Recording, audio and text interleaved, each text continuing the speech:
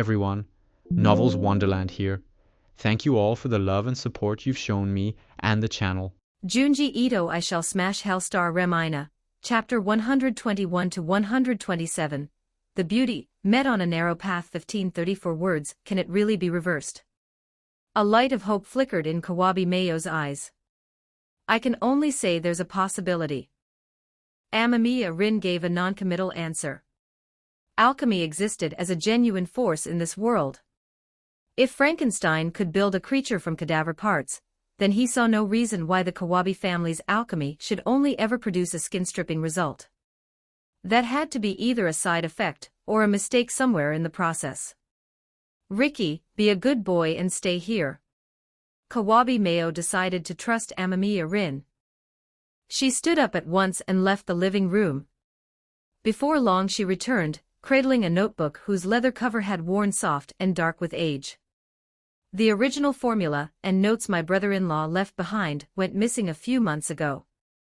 This is my sister's hand-copied version. Amamiya Rin took the notebook, opened to the yellowed interior pages, and let a flicker of surprise cross his eyes. The ink was uneven in shade, streaked here and there with brownish medicine stains.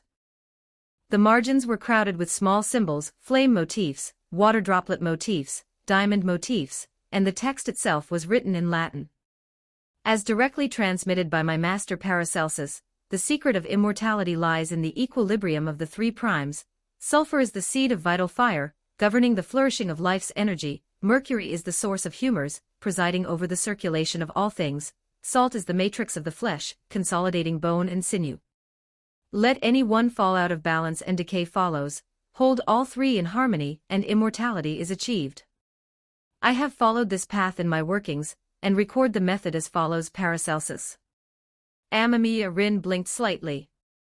So the founding master of this family's alchemy tradition was, of all people, the Bean Dad. He turned to the next page and read through the so-called formula for immortality. Sulfurous essence, the sap of the poppy, collected at dawn from green pods, distilled with wine at a ratio of 9:1 to yield 3 drops of pure essential oil. This is the floral sulfur bloom. Mercurial fluid, liquid mercury, gathered on the night of the full moon using copper vessels, co-refined with sulfur at a ratio of 2:1, from which mercuric chloride crystals are precipitated. The formula was staggeringly complex. Its ingredients spanned mineral, plant, and animal kingdoms. Its procedures had to be timed to planetary positions and seasonal cycles, and it was written throughout in alchemical symbols and Latin, dense and obscure, shot through with mystical cant. Anyone else who picked this up would likely toss it aside after a few minutes. Even Amamiya Rin's brow was creasing deeper with every page. Setting aside everything else, the real problem was that a great many of the steps were described in maddeningly ambiguous terms. Critical ratios and reaction endpoints were left vague, and the numerical details in particular were the foggiest of all. Kawabe Mayo's brother-in-law had added annotations, but following those annotations, the only thing one could ever produce was a substance that separated muscle from skin. Amamiya Rin read through the notebook with focused attention.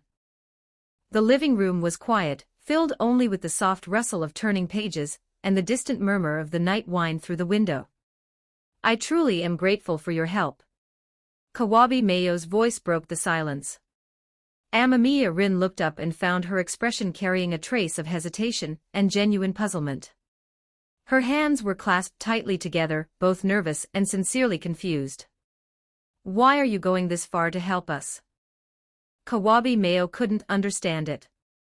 They were complete strangers. Why was this man expending so much effort on her behalf? Why, you ask? Amamiya Rin tilted his head, thought for a moment, and answered Kawabe Mayo with a passage from the sutras. One who cultivates a loving heart sleeps in peace, and wakes in peace, sees no evil dreams, and bears no hatred in the mind. Kawabe Mayo listened, momentarily stunned. She didn't fully grasp the meaning, but she could feel the serenity and goodwill that flowed through the words. Watching the calm line of Amamiya Rin's profile, she regarded him with a look of genuine reverence. The rigid tension in her shoulders eased just slightly, and a deep stillness settled over her heart, like warm water flowing through her chest. The fear and the crushing weight of the past several days seemed to quietly slip away. Amamiya Rin lifted his barley tea, took a small sip, and glanced up at the clock on the wall. 9 o'clock. Ricky's mother still hadn't come home. At that same moment, a few hundred meters from the Kawabe household, on a quiet back street. The street lamps had been neglected for years. Their light was a dim, sickly amber that barely illuminated a small circle of pavement beneath each post, leaving the spaces beyond drowning in impenetrable darkness. The night wind sent fallen leaves and scraps of paper skittering in spirals across the ground, rustling and whispering, like something unseen murmuring in the dark. Occasionally a late-returning pedestrian would hurry by, shoulders hunched against the cold, the crack of their heels on the pavement abnormally sharp in the silence, before being swallowed up by the darkness again.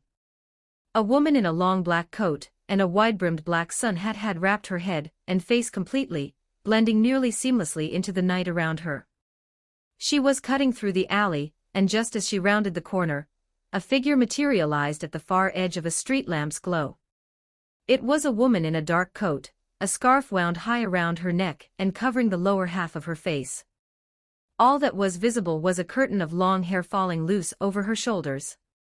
As the two were about to pass each other, the woman in the sun hat suddenly stopped. In the same instant, the woman in the scarf stopped too. They faced each other in eerie silence on the deserted street, with only the whispering of wind through fallen leaves between them. "Am I pretty?" Without any preamble, the scarfed woman spoke. Her voice came out muffled, smothered by the layers of fabric. The woman in the sun hat paused, as though she hadn't anticipated being asked that. She tilted her head slightly to one side and let out a laugh that carried a faint, unsettling edge, a soft, humorless ha-ha. "Your face is completely hidden." "How would I know? Though I can say with confidence that no matter how ugly or pretty you are, you couldn't possibly be as beautiful as me." "Well then, what about now?" The scarfed woman raised her hand and pulled the thick scarf away. The dim amber light of the street lamp fell across her newly exposed face. A grotesque split ran from the corner of her mouth all the way to her ear, as though someone had taken hold of her cheek with both hands and simply torn it apart. Along the edges of the wound, skin and flesh had curled back, and the pale white of her cheekbone and teeth glinted faintly through the gap. That terrible wound made her face look impossibly vast and monstrous. Any man who had approached her with anticipation would have likely screamed and fled on the spot. "Am I pretty?" She stretched that hideous split into something resembling a grin and asked again, her voice carrying a faint, warped edge of expectation. But the shriek or the breakdown she was expecting never came. "Though it aligns with my aesthetic, it's still only half-baked." The woman in the hat showed no fear whatsoever. Her reply was blunt and utterly unapologetic. Hearing that answer, the slit-mouthed woman was surprised by the reaction, though not entirely shocked. She bared her manic, jagged grin, reached her right hand into her coat, and produced an enormous pair of scissors. At that moment, the woman across from her fired back with a question that the slit-mouthed woman hadn't seen coming at all. "Do you think I'm pretty?" The slit-mouthed woman froze. Those eyes, which had been brimming with malice, flickered with a moment of confusion. She had never encountered a response like this. The strangest reaction she'd ever gotten before was from a pervert who had grabbed and kissed her, which had startled even her. She'd waited until her wits returned and then snipped his head off. And in the instant that the slit-mouthed woman drifted into that memory, the woman in the hat wrenched her coat open at the front, exposing her beautiful form to the slit-mouthed woman's eyes. At the sight of that bare, unapologetic body, the slit-mouthed woman's pupils contracted sharply. She stumbled back an involuntary step, drew a sharp breath through her teeth, her mouth twitching, her eyes flooding with raw, undisguised horror. Wetmore.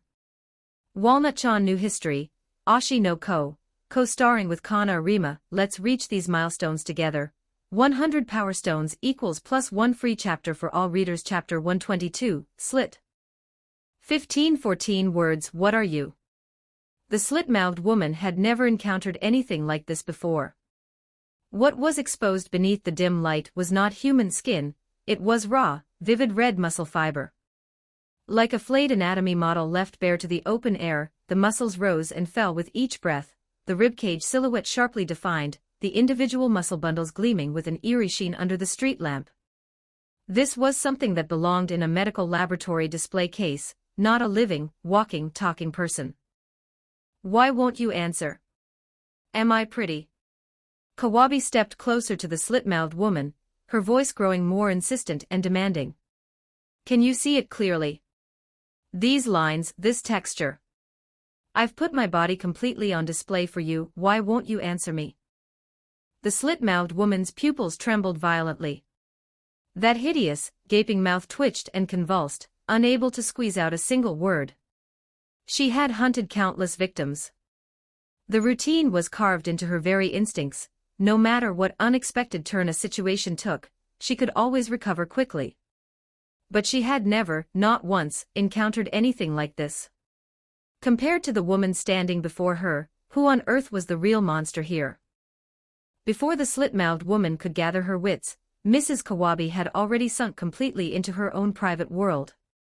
She ran her hand slowly across the naked musculature of her bare chest, as though caressing the most precious silk in existence, her voice burning with fanatical rapture.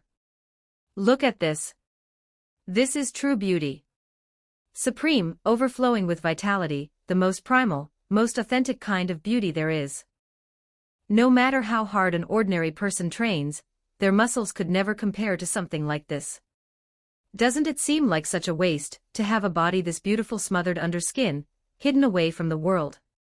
Like a preacher mid-sermon, the skinless woman grew more and more fervent with every word. She raised both arms and demonstrated for the slit-mouthed woman the full contraction of her muscle bundles. She's insane. The slit-mouthed woman felt the world go black at the edges of her vision. She at least had some self-awareness about being a grotesque freak, but the woman in front of her was a grotesque freak with absolutely zero self-awareness. The Kawabe household. The hands of the wall clock had crept past 10 past 10. Having waited in vain for Mrs. Kawabe to return, Amamiya Rin let out a yawn, lifted his barley tea for a sip, and rubbed his bleary, burning eyes. Kawabe Mayo sat across from him, her head slowly drooping in a drowsy nod. Ricky in her arms had given up the fight long ago, he'd slumped sideways, fast asleep, his small mouth hanging slightly open. It looks like your sister isn't coming back tonight. Amamiya Rin braced his hands on his knees, and pushed himself to his feet. His joints gave a faint, soft crack. Kawabe Mayo startled awake at the movement, her head snapping up, her gaze still a little hazy. You're leaving? She hastily glanced at the clock, and a look of guilty embarrassment crept across her face. I'm so sorry for keeping you waiting this long. My sister, she's usually back around this time. Her voice grew quieter with each word. Even she could tell something was off. Her brow knitted unconsciously, and a shadow of worry crossed her expression. Her sister had gone out after removing her skin. If she stayed out of it for too long, the body would gradually lose moisture and eventually dry into a mummy. So no matter how obsessed her sister was with the beauty of raw muscle, she would always come home in time to put her skin back on. Kawabe Mayo's expression turned uneasy. What worried her most now was the thought that her sister might have gone out to frighten people, and gotten herself caught by someone with nerve enough to grab her. I'll go out and look for her. Let's swap phone numbers. If she comes back, call me right away. Amamiya Rin's expression grew slightly grave. He didn't know the specifics of what happened when skin and flesh were separated for too long, but in this world, an unexpected delay always meant something was wrong. After all, Japan was absolutely crawling with urban legends and supernatural horrors, shows like Haunted Night Theater, spine-chilling ghost encounters, Keidenshin Mimibukuro, horror stories cranked out season after season. There was every chance Mrs. Kawabe had stumbled into some kind of supernatural incident during her nighttime wandering. If she got herself killed, that was her own business, but dragging the innocent Kawabe Mayo and Ricky into it would be a different matter entirely. I'm really so sorry, making you go out to look for someone at this hour. Kawabe Mayo quickly and carefully set Ricky down on the sofa, stood up, and pulled out her phone, her face written over with apology and anxiety. If you're going to help someone, see it through to the end. A job worth doing is worth finishing right. Amamiya Rin took out his own phone, exchanged numbers with Kawabe Mayo, then gripped his walking stick and stood. He shook out his legs, which had gone somewhat numb. He pushed open the gate of the Kawabe yard. The night wind came with a chill that brushed against his face and sharpened his senses a little. He retraced his earlier route at a steady pace, keeping a careful eye on his surroundings. At this hour, the streets of Shimokitazawa were already quite deserted, the glow of the street lamps hung lonely in the dark. Amamiya Rin thought it through carefully. Kawabe, monster though she was, belonged to the weakest tier of them, even more fragile than an ordinary person in some ways. If she'd come out to frighten people, she'd most likely have chosen secluded, poorly lit back lanes. With that in mind, he focused his attention on the narrow alleyways between buildings, watching for any sign of movement within. After about 10 minutes of walking, he turned a corner, and at the far end of another alley ahead, he dimly made out a figure in a long dark coat, standing in the shadow at the base of a wall. She had herself bundled up completely from head to toe. It matched the description Kawabe Mayo had given him well enough. Something stirred in Amamiya Rin's chest. He quickened his pace toward her. His body had been tempered by a round of compression training, and his physical condition was no worse than that of a seasoned fitness enthusiast. Even with a walking stick, he moved at a brisk and confident clip. Apparently hearing the tap of the cane against the pavement, the woman in the shadows turned sideways and looked back over her shoulder. Her face was still too obscured to make out, but Amamiya Rin could feel it, something in that gaze carried a deeply unsettling quality. Amamiya Rin tightened his grip on the cane, and readied himself, prepared to subdue Mrs. Kawabe on the spot, and use hypnosis to alter her state of mind.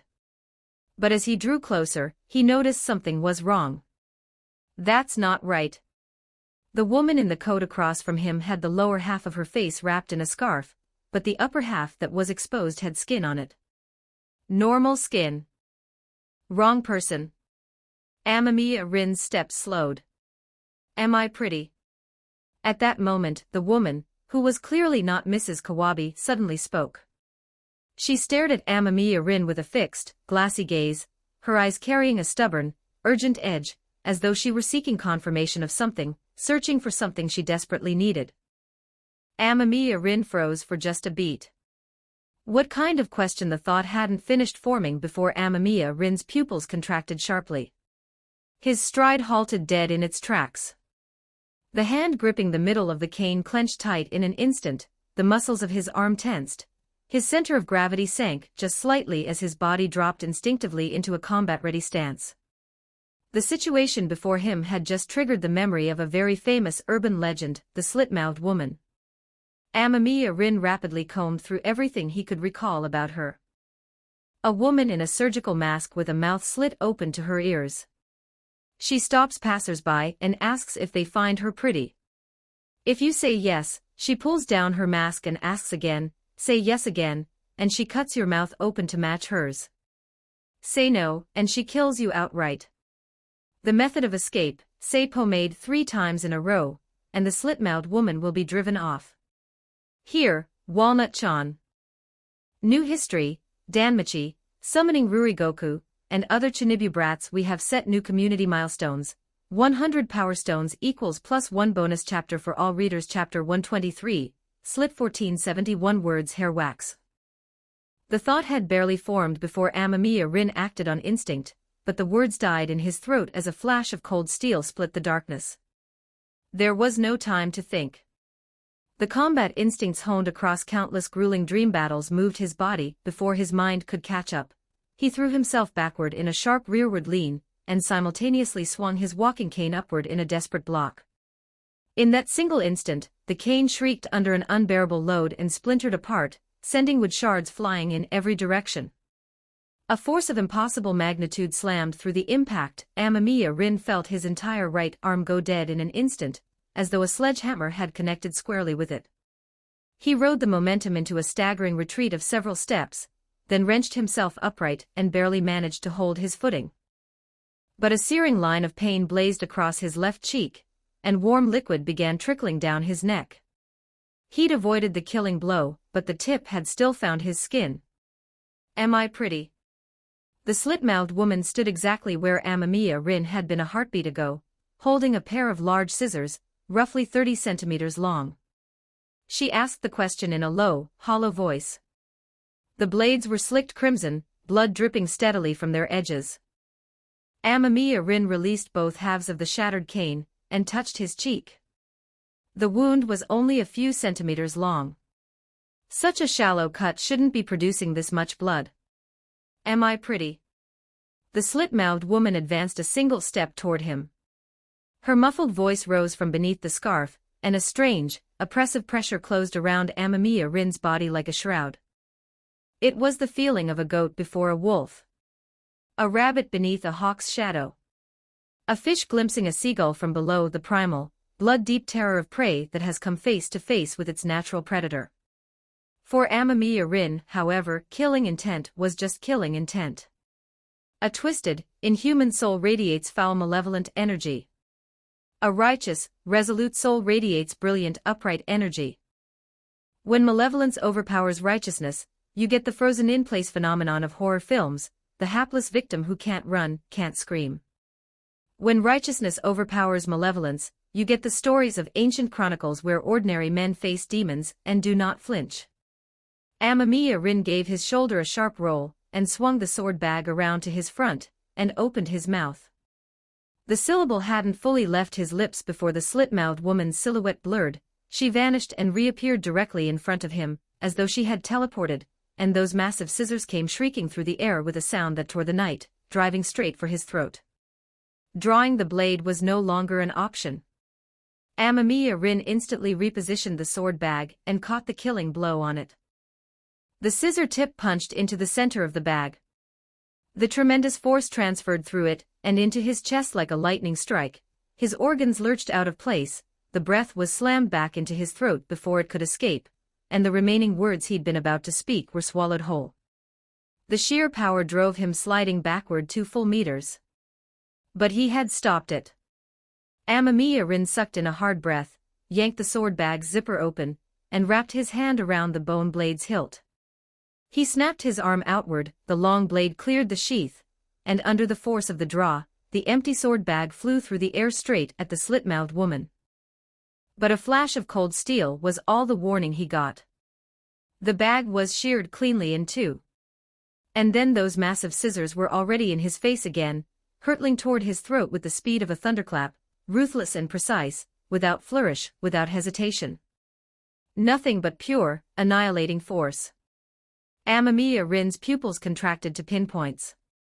Every muscle in his body pulled taut. Crimson Lotus breathing surged to its absolute ceiling, adrenaline flooded his system, detonating a burst of raw speed and power, and the bone blade in his two-handed grip whipped upward in a sharp diagonal slash from below, angling to deflect the strike. Bone blade met scissors and screamed. The shockwave tore up through the blade and into Amamiya Rin's hands, numbing the web between thumb and forefinger, every bone in both arms howling in protest. He was driven back several more steps before he could bleed off the force. The power gap is enormous. This was not strength any human being should possess. Had he not been hardened by compression training, had he met force with force rather than redirecting it, that single scissor strike would have sent him, and his blade spinning through the air like scraps of paper. Since when was the slit-mouthed woman this strong? Didn't the stubborn exorcist put her down without even breaking a sweat? Amamiya Rin stared at the figure before him, a cold dread settling in his chest. Rin, you've gone and picked a fight with another nasty one. You never learn, do you? Last time you stuck your nose in where it didn't belong and got tangled up with the grudge, and that ugly thing still isn't dealt with, and now you've gone and found another ugly thing to bother you. Need help? If you can't handle it, don't forget to beg me. I live in the Setagaya area too. At the same moment, having caught wind that Amamiya Rin was in danger again, the Tomi network stirred to life, and a crowd of Kawakami Tomi instances came flooding in to watch the spectacle. Someone get here now please, whoever is closest, come immediately. Amamiya Rin set pride entirely aside, and sent the call for help directly through the Tomi network. This one was bad. The slit-mouthed woman in front of him might not reach Kayako's level, but she was still well beyond what he could handle alone. Without another Kawakami Tomi to help, his only option was to die once and use that to buy his escape. Since you've asked so nicely, the magnanimous and merciful me shall come to your rescue. Amamiya Rin felt no particular embarrassment about asking for help. Kawakami Tomi, on the other hand, was thoroughly pleased with herself, and one nearby Kawakami Tomi immediately accepted the distress signal. At the same time, the slit-mouthed woman attacked again. Pure, savage kinetic force, it hit Amamiya Rin like a motorcycle slamming into him head-on. His body was solid by any reasonable standard, but stacked against this slit-mouthed woman, he felt like a child swinging fists at a grown man built like a wall. No matter how desperately he regulated his breathing, and pushed Crimson Lotus breathing to its absolute limit, he was being completely outclassed in raw power. Neither Aizawa Chikumo nor Kawahara Miyuki came anywhere close to the slit-mouthed woman in terms of sheer force. At this rate, he had 3 seconds before she took his head off. Could his bootleg Tomi constitution even regenerate a decapitation? Amamiya Rin wasn't sure. So he reached for his last resort. At the razor's edge of life and death, his intent screamed outward through the invisible Tomi network. In that instant, scattered across Japan, connected through the Tomi network, now numbering over 60, every Kawakami Tomi, whatever she was doing, went utterly still. Their breathing shifted without their choosing to, falling into lockstep with Amamiya Rin's own rhythm. A faint, thin current of energy traveled back along those invisible neural threads and poured into his brain. His sympathetic nervous system fired to its absolute ceiling. Blood oxygen levels spiked sharply, flooding his neurons with fuel, and the speed of neural signal transmission surged upward in a sudden leap. The world seemed to slow to a crawl. The rush of the wind. His own heartbeat. Even the faint disturbance in the air stirred by the slit-mouthed woman's movements, all of it became razor-sharp, crystalline, reflecting back to him like the perfect mirror surface of still water. The slit-mouthed woman's figure, until now a blur, resolved in his perception into a clear and readable arc of motion. The synchronization of 60 minds had pushed Amamiya Rin's neural reaction speed to the limit of what human physiology could achieve. He was now capable of responding within 0.5 seconds. Seek, Walnut-chan New History, Danmachi, Summoning Rurigoku, and other Chinibu brats. Let's hit these goals. 100 Power Stones equals 1 extra chapter for the public. Chapter 124, Evil Thrust Heaven Subduing Slit 1380 words. The slit-mouthed woman's massive scissors sliced through the cold air and closed in an eye blink, but in the exact instant the blades touched skin, Amamiya Rin twisted his right heel inward, pivoting from the hip.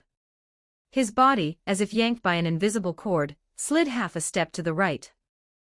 At the same time, the bone blade gripped in both hands swung upward, its flat angled to hug the side of the scissors, and with a subtle outward flick he redirected the thrust along its own line of force. SHHKK. Steel shrieked against steel. The lethal scissor tip grazed past the artery running along his neck, and the touch of cold metal raised every hair on his skin. Amamiya Rin seized that razor-thin opening. Riding the deflection, the bone blade swept back in a sharp reverse slash, aimed straight at the wrist gripping the scissors. The cut was precise and vicious. Before the slit-mouthed woman could react, the keen edge had already traced a thin, red line across her wrist. But her response was savage beyond measure. Even as the wound opened, the arm holding the scissors wrenched direction by brute force of shoulder, like a man swinging a sledgehammer, and the scissors came sweeping horizontally at Amamiya Rin on pure arm strength alone. Amamiya Rin clearly read the moment the deltoid in her shoulder pulled taut. Inhuman monster or not, her mechanics were entirely human. He reacted instantly, left leg driving back into the ground, right leg braced as the pivot, and his body arched to its absolute limit in a full backbend, a perfect bridge. The scissors tore through the air with a ferocious gust, skimming just above his abdomen. The pressure wave broke against him like a small explosion, leaving his chest and gut feeling bruised and hollow. With both hands pressed to the ground and his left leg coiling, Amamiya Rin struck like a snake leaving its burrow, his lower leg pistoned forward, driving a hard kick straight into the slit-mouthed woman's shin. He had aimed for a weak point, but the impact felt like kicking a concrete wall. The rebound rattled up through his leg and left it tingling and numb. Amamiya Rin made the call without hesitation. Using the rebound from that very kick, he fired his core muscles and executed a clean, tight back roll, buying himself roughly 2 meters of separation. Almost the instant his body vacated the spot, the slit-mouthed woman's scissors came crashing down with a dull, heavy rush of air crack, and gouged a small crater into the concrete, where he'd just been, chips of stone flying in all directions. The moment the roll completed, Amamiya Rin's feet were already solid on the ground. He transitioned from motion to stillness and settled into a low crouch, bone blade held steady in a middle guard, the tip angled slightly down, eyes locked on the target ahead. An opening. Amamiya Rin's chest compressed sharply, as though he were packing every cubic inch of surrounding air into his lungs. Evil thrust. A detonation of a ki tore from his throat. At the cry, every muscle in his body snapped taut like a drawn bowstring pushed past its limit. The coiled right leg drove down through the ball of the foot, heel grinding into the earth, and the rebound surged upward through shin, thigh, hip, and core, linking into a single explosive torque. Dust kicked up from beneath his feet.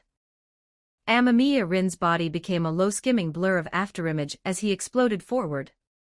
The bone blade's tip adjusted its angle mid-charge. Arms, body, and blade fused into one rigid steel axis in that instant, channeling every ounce of momentum into the single point of the tip, without reservation.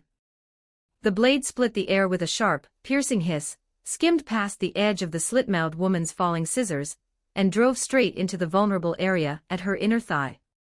A sound rang out, distinct from striking metal or bone, the slightly muffled, unmistakable noise of a keen edge finding flesh. The honed tip of the bone blade found the weakly defended inner surface of the slit-mouthed woman's leg with perfect precision. Ya.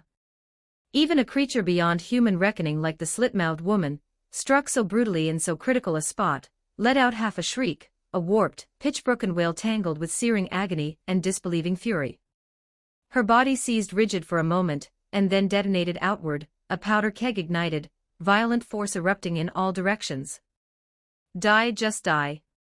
Heedless of the bone blade still buried inside her, she swung the scissors up like a warhammer, and brought them crashing down at Amamiya Rin, barely a hand's width away, with a brute, lawless force that defied all reason. The speed was staggering. The power was enough to shear a car in half. But the instant his blade connected, Amamiya Rin had no thought of pressing the advantage. Almost the very moment the hit registered through the blade, his gripping hands were already twisting, widening the wound even as he wrenched the blade back out. Simultaneously, the same stance that had driven him in, equally suited to rapid directional change, shifted its center of gravity, snapping hard to the right, left leg as pivot, right leg driving backward. The bone blade tore free, dragging a splash of dark blood with it. And Amamiya Rin's body, riding the rebound from that push-off and the precise shift of his center of mass, flowed like a fish through water, hugging the arc of the slit-mouthed woman's savage swinging scissors, and slipped away in a lateral half-step at a perilously narrow angle. The cold tip of the scissors grazed across his thigh. He had not quite gotten entirely clear, the edge bit through skin and muscle, opening a wound more than 10 centimeters long. A sharp lance of pain exploded from the site, and warm blood soaked rapidly into his trouser leg. Amamiya Rin grunted through his teeth, swallowed the screaming pain in his leg, and the hollow post-burst fatigue, and used the momentum of the lateral sidestep to roll away to the side and rear. The roll was a little ragged, but it worked. He put nearly 3 meters between himself and the slit-mouthed woman, and left any potential pursuit behind him. He dropped to one knee, propped himself up on the bone blade, steadied his weight, and looked up at the slit-mouthed woman. She was not pursuing him. She had not moved from where she stood. Her body was braced against the nearby wall, her core and abdomen convulsing inward in spasms, as though shocked by electricity, instinctively curling around the unbearable pain. Her legs were clamped tight together, trembling uncontrollably, and foul blood was pouring steadily from the wound, running down the inner surface of her thigh and pooling in a dark red puddle on the ground. The precise, vicious strike Amamiya Rin had landed, not lethal in the conventional sense, yet more devastating than lethal. The slit-mouthed woman was utterly incapable of moving. All she could do was glare at Amamiya Rin with those eyes brimming with festering hatred. Amamiya Rin met her gaze without so much as a change in expression, and opened his mouth to speak the incantation he knew would work. Hair wax. 3 times in a row. The look the slit-mouthed woman leveled at him grew more ferocious with each repetition, the look of a thing that wanted to devour him alive, shot through with a deep, seething resentment. Reluctantly, she turned and fled. Her legs clamped together in a grotesquely rigid, tight-kneed gait, shuffling away in small, rapid, lurching steps, twisted, pitiful, undignified, yet somehow, not slow at all. Half dragging herself, stumbling, she vanished into the shadows at the far end of the alley. Walnut-chan in P for more. New history, Danmachi, summoning Rurigoku, and other Chunibyu brats help us unlock these community rewards. 100 Power Stones equals +1 bonus chapter for everyone. Chapter 125. Sending human heads 1556 words. Amamiya Rin gritted his teeth against the stabbing pain pulsing from the wound on his thigh and stole a glance at it. The ugly gash was slowly closing. At this rate, it would be fully healed in 10 minutes or so. But Amamiya Rin didn't wait that long. He swept a quick look in the direction the slit-mouthed woman had disappeared. On the ground, a broken trail of dark red droplets was clearly visible even in the dim light. Amamiya Rin shoved his cane and sword bag up against the wall and immediately set off after her, following the blood trail. Find her lair first. Then team up with Kawakami Tomi and put the slit-mouthed woman down for good. That was the first thought that had crossed his mind the moment he watched her flee. She bleeds. Which means she can be killed. And a monster that can be killed is a monster worth chasing. Amamiya Rin moved with the bone blade for a walking stick, making as little noise as possible, picking his way carefully along the line of the blood trail. The trail itself told its own story. It wasn't a straight line, it staggered and veered, pooling in smears here, dragging into long streaks there, a clear map of every lurching, unsteady step she'd taken. He was careful not to close the distance too far. He kept himself at a range that was far enough for safety, close enough to track direction, and used the shadows lining the alley walls to swallow his silhouette. Found you. You ugly hag. Kawakami Tomi, however, had no interest in being careful. Using Amamiya Rin's position reports to lock onto the slit-mouthed woman's location and cut her off, she materialized at the far end of the alley ahead, brazenly, without a shred of concealment. She simply stood there in the middle of the path, arms crossed, chin tilted upward at a slight angle, her flawless face arranged into an expression of cold, effortless contempt. That look, the one she leveled at absolutely everyone, was arguably her only flaw. I have zero interest in playing hero, she said, but what can I do when my partner just loves to stick his nose into other people's business? If you want to blame someone, I don't need that many survivors. The words died on her lips. A low, wet mutter carrying a weight of pure hatred rasped right beside Kawakami Tomi's ear, and the slit-mouthed woman, who had barely been able to walk a moment ago from the wound to her vital point, blazed with a sudden surge of red light in those venom-soaked eyes. Her figure dissolved into blur. That was not speed any human being could achieve. It didn't even register within Kawakami Tomi's dynamic visual range. Like several frames had been cut from a film reel. One moment, the slit-mouthed woman was shuffling along with her thighs pressed together from the pain. The next, all that remained in the air was a tearing afterimage and the sharp crack of a sonic boom. Tomi hadn't even processed what was happening when she felt a sudden coolness at her neck. In the next instant, the world spun. She found herself looking at her own beautiful body, still standing with its arms folded, perfectly composed. Only there was nothing above the neck. Just blood, erupting upward like a fountain. The headless body locked rigid for a fraction of a second, then crumpled softly to the ground. The slit-mouthed woman's figure, already a dozen meters back in the alley, coalesced from blur back into solid form. Warm blood dripped steadily from the huge blade of her scissors, tapping against the concrete below. Tomi's severed head hit the ground, rolled twice, and came to rest face up. Her lips moved, producing a single baffled syllable. Those beautiful eyes were wide and full of pure, disbelieving shock. The slit-mouthed woman, the very one who had nearly been driven to her knees by Amamiya Rin moments ago, had somehow found the ability to one-shot her. But even as Tomi struggled to make sense of it, the slit-mouthed woman was already suffering the consequences of that violent burst of movement. The exertion had wrenched her wound open, and the agony seized her entire body in convulsions, leaving her locked in place once more. Watching all of it unfold through Kawakami Tomi's eyes in the span of a lightning flash, Amamiya Rin felt his heart clench hard. That fast. The slit-mouthed woman's speed had to have exceeded 20 meters per second, far, far beyond anything human. Amamiya Rin stopped dead in his tracks and immediately abandoned any thought of pursuit.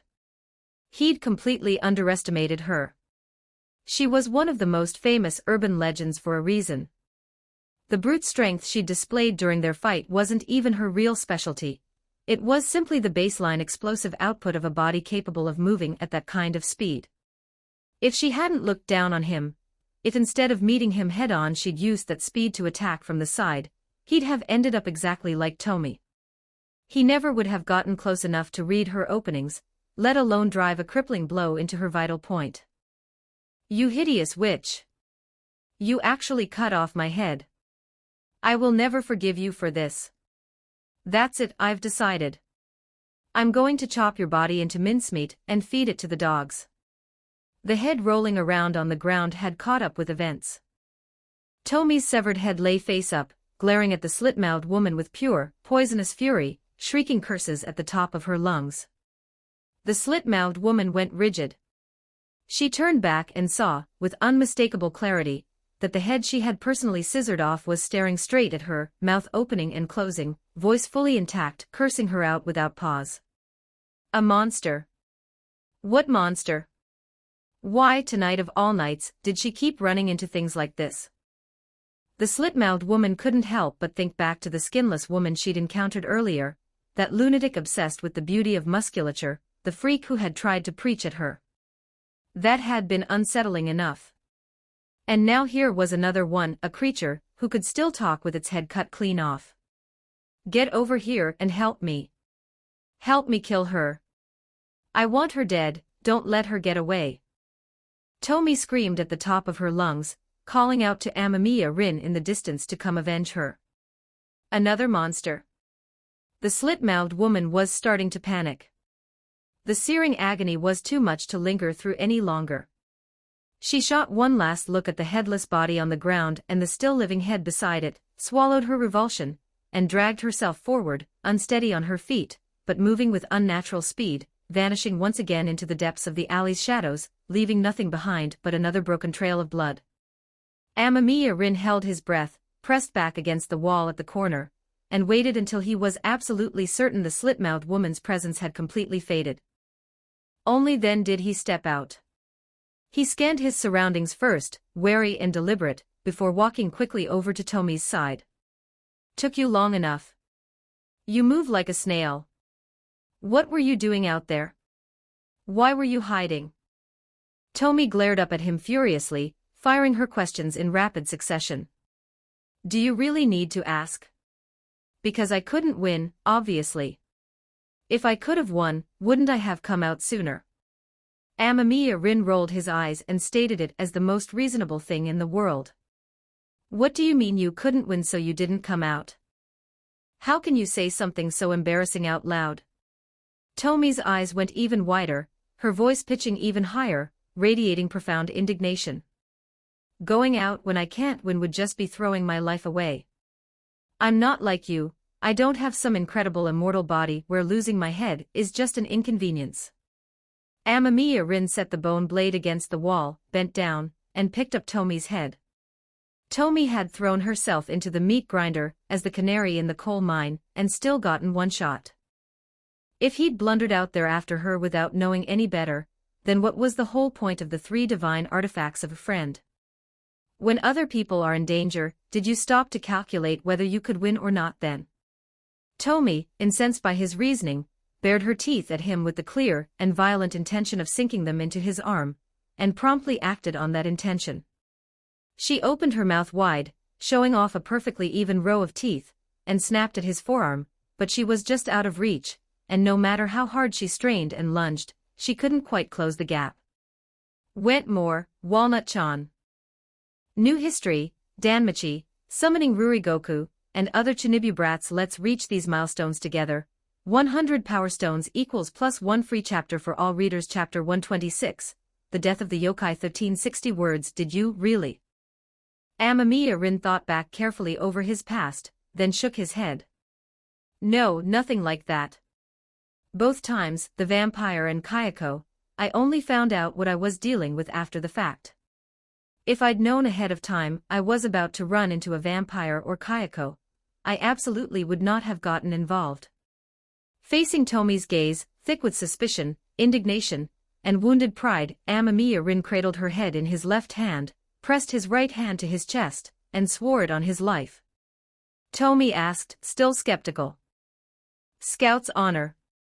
Amamiya Rin held her gaze with an expression of pure, earnest sincerity. That focused, guileless look slowly dissolved the suspicion in Tomi's eyes. You're a bit of an idiot, but you're not a complete moron, I suppose. Tomi conceded the point, though her tongue remained as sharp as ever. Her eyes drifted to her own body. The severed edge of her neck had already begun to knit flesh, at most another hour, and a new head would have fully grown back. The thought did nothing to improve her mood. Amamiya Rin didn't bother arguing with her. He weighed the still fuming head in his hand, then glanced over at the headless body beside him, which had already hauled itself upright, and was now lurching around like a chicken with its head cut off. He made a decision. He gathered Tomi's long black hair, and looped it once around his own neck, tying it off in a loose knot. Within moments, Tomi's head was hanging against Amamiya Rin's chest like an uncannily lifelike human head prop. Then, steadying Tomi's headless body with one hand, he walked back the way they had come, at an unhurried pace. The Kawabe family's front door was ajar, left open a crack. Amamiya Rin shouldered it open and maneuvered himself inside with some difficulty. In the living room, Kawabe Mayo was sitting on the sofa, holding a cup of barley tea that had long since gone cold, staring at nothing. A shadow of unshakable melancholy settled across her brow. Amamiya-kun. At the sound of movement, Kawabe Mayo instinctively turned her head. Her gaze landed on Amamiya Rin first, then drifted naturally toward the figure beside him, and she stared. Standing next to Amamiya Rin appeared to be a woman with a very fine figure, but where was her head?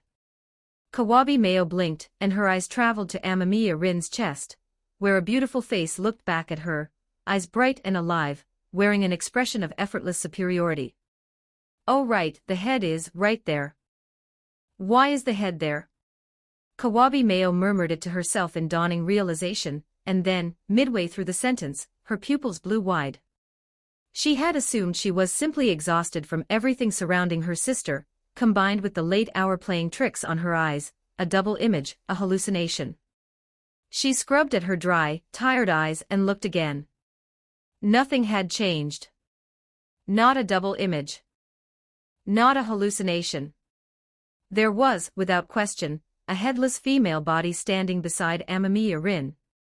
And hanging from his chest was, without question, a living, breathing human head. Its long black hair was wound around Amamiya Rin's neck.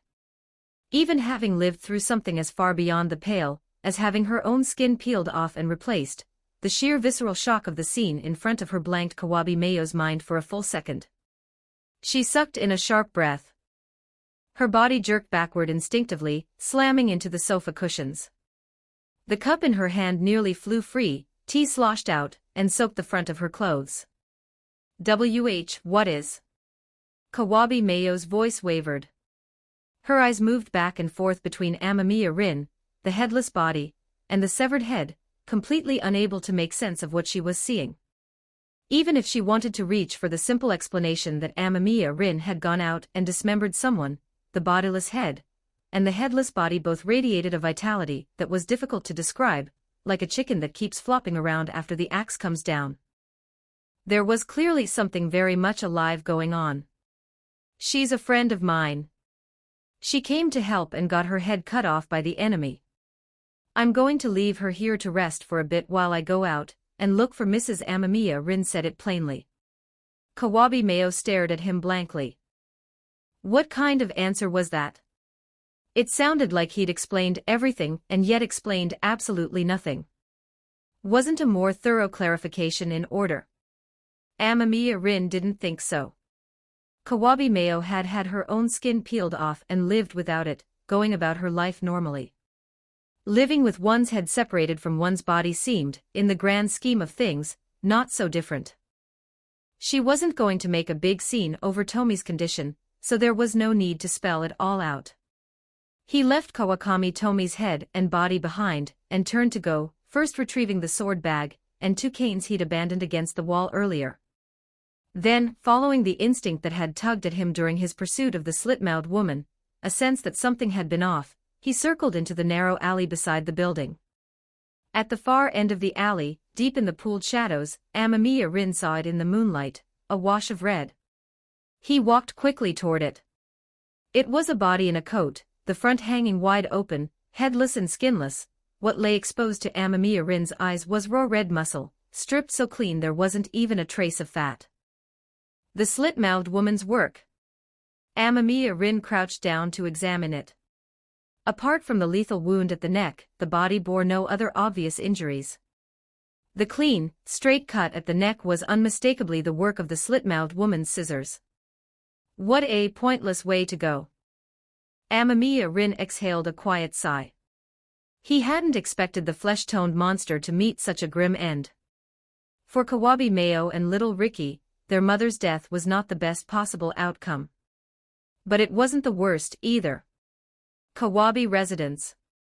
Living room. Kawabe Mayo stood awkwardly in front of the sofa, staring at Tomi's head, which Amamiya Rin had set on the coffee table. Tomi's beautiful eyes slid sideways to fix on Kawabe Mayo, her tone carrying the absolute authority of someone who had never once questioned their right to give orders. "Pick me up and put me on the sofa, then bring me some decent snacks and tea. What are you standing there spacing out for? Don't you know the first thing about hospitality?" "Ah yes, I'm so sorry." Kawabe Mayo snapped out of her daze and scrambled to comply, lifting Tomi's head from the coffee table to the sofa, then hurrying to the kitchen. She came back with a plate of dorayaki and a freshly brewed pot of plain hojicha, which she set on the coffee table. "Here you are." Tomi's critical gaze swept over the dorayaki and the teacup. Her beautiful brows drew together immediately, and a look of undisguised disgust spread across her face. "Excuse me. This is what you're serving me? Convenience store trash.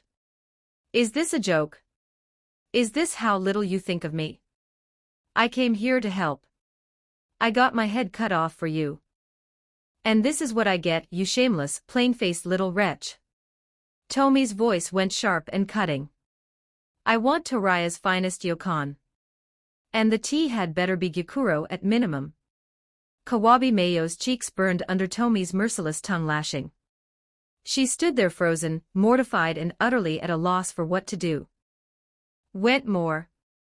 Walnut-chan new history, Danmachi, summoning Rurigoku, and other Chinibu brats. Let's reach these milestones together. 100 Power Stones equals +1 free chapter for all readers. Chapter 127, Tomi Cohabitation Plan. 1499 words. I'm sorry, we don't keep anything that expensive at home, and at this hour there's no way to buy sweets from Toraya either. Under the weight of Tomi's increasingly hostile glare, Kawabe Mayo panicked and snatched up a dorayaki, holding it out to Tomi's lips. Tomi let out a cold smirk, took a single bite, and spat it straight back out without even chewing. Tay. Cheap garbage like this is fit only for bottom feeders like you, ugly, broke, and beneath contempt. Kawabe Mayo was hit with a spray of sticky saliva and half-chewed red bean paste. She froze on the spot. Her cheek twitched once, twice, and then genuine, undisguised fury bloomed across her face, a flash of something that could only be described as murderous intent crossing her eyes. I understand you're in a bad mood, but I'd ask you to maintain some basic human decency, and not take it out on other people. The sharp rebuke came from the entryway. Amamiya Rin walked in, dragging a skinless corpse behind him, brow furrowed, his disapproving gaze settling squarely on Tomi's face. Tomi clicked her tongue. She had nothing but contempt for what Amamiya Rin had said, but she didn't talk back to him. On Tomi's behalf, I apologize. And I'm sorry. I wasn't able to bring your sister back alive. My sister? Kawabe Mayo's eyes locked onto the corpse, no skin, and not even a head, and her body swayed, her legs nearly giving out beneath her. I only found her body. As for the cause of death, it was likely someone or something with scissors. Amamiya Rin kept it vague, deliberately leaving out his own guesses, and what he'd actually been through. There was no benefit in knowing too much, unless you were a journalist, an archaeologist, or a folklorist. Kawabe Mayo's expression remained utterly blank throughout, as though her mind had simply gone offline. She stared at her sister's body with vacant, wooden eyes that gave nothing away. After a long silence, Kawabe Mayo finally gave a small nod. I understand. The words drifted out of her like smoke, so light a single breath of wind would have scattered them. Looking at her, Amamiya Rin thought he could understand. Kawabe had been the oppressor of this household, the one who had inflicted harm on those beneath her own roof. Even if Mayo and Ricky were bound to her by blood, after everything that had gone on for so long, it was hard to say how much of that bond still remained. Feeling more lost than grief-stricken was, all things considered, perfectly normal. I'm going to take her back now. Before I return, please put your sister's skin back on for her. I'll contact someone who can handle the rest properly. Amamiya Rin left Mayo with those few instructions, then looped Tomi's head back around his neck, took his cane in his left hand, supported Tomi's body with his right, and left the Kawabe residence. Avoiding pedestrians, concealing Tomi's rather unusual condition under clothing, it took considerable effort before Amamiya Rin finally managed to fold himself into his jeep. Tomi's home was a high-end apartment somewhere in the Setagaya area. He maneuvered her body onto the sofa, laid it out properly, and set her head on the cushion beside it. Then Amamiya Rin straightened up and looked around. A spacious living room. Expensive furniture with clean, minimal lines. The city's nightscape spilling through the windows. The air itself seemed saturated with a carefully cultivated sense of luxury, opulent and deliberate about it. Compared to Amamiya Rin, who still had Northwest Fixed Place to call home, this was in another league entirely. 100 times better, easily. She does know how to live. The thought passed through him naturally. Like what you see. Tomi's head on the cushion caught his thought immediately, and the corner of her mouth curved into a satisfied little arc. Her voice turned soft and inviting. Then stay. Don't be a stranger. Amamiya Rin hesitated for a moment, and then caught the current running through Kawakami Tomi's mind. You cover the rent, utilities, and living expenses. And while you're at it, take care of my daily needs. Hold on just a minute. That's a bit much, don't you think? No, actually, way too much. Amamiya Rin's expression went dark instantly. This wasn't even free labor anymore. This was her asking him to pay for the privilege of doing her bidding. Because it is all your fault. Tomi's voice shot up an octave. Her eyes went wide and round, and she launched into a passionate indictment, seething with righteous grievance. If you hadn't gone sticking your nose in, and then come crawling to me for help, would I have dragged myself out in the middle of the night? Would I have ended up with some cheap knockoff version of me walking around? Would I have gotten my head cut off? Do you have any idea how much trouble it is, how awful it feels, to grow a whole new body from scratch? Every single bit of this is your responsibility. You owe me compensation. All my fault. Wasn't it because you were completely useless? You got one shot the moment you showed up, you didn't help with anything, and you turned into dead weight I had to carry. Amamiya Rin couldn't help firing back at Kawakami Tomi. Sending ahead, it was a complete, textbook case of sending ahead. Their opponent had been a badly wounded slit-mouthed woman. At full strength, Kawakami Tomi was more than capable of pinning the slit-mouthed woman, bottling her up in that alleyway. Instead, this one had opened with taunts the moment they met, contributed absolutely nothing, and then got one-shot by a furious slit-mouthed woman. I don't care. It's your fault. It's your fault. Tomi puffed out her cheeks and pursed her lips, looking every bit like a spoiled, willful little girl, if you ignored the fact that she was only ahead. We formally protest this irresponsible behavior. You must take responsibility. Formal protest. If you refuse to be held accountable, then next time you're in danger, we'll work to rule. The other Tomis from the Tomi network had all piled on as well, every last one of them a spectator who couldn't resist poking the fire. But this time, for them, it wasn't purely entertainment. After all, where was the logic in doing real work and getting nothing in return? You all have to actually be useful, you know, Amamiya Rin said, rolling his eyes, but he didn't bother getting drawn into a prolonged argument with Tomi. With her talent for stubbornness applied to entirely the wrong ends, she could drag this out until the end of time unless he put his foot down for real. This wasn't worth crossing that line over. Fine, fine. I'll cover the rent and utilities. Living expenses, that's on you. And don't even think about asking me to buy you luxury goods. As it happened, he still needed a place to stay.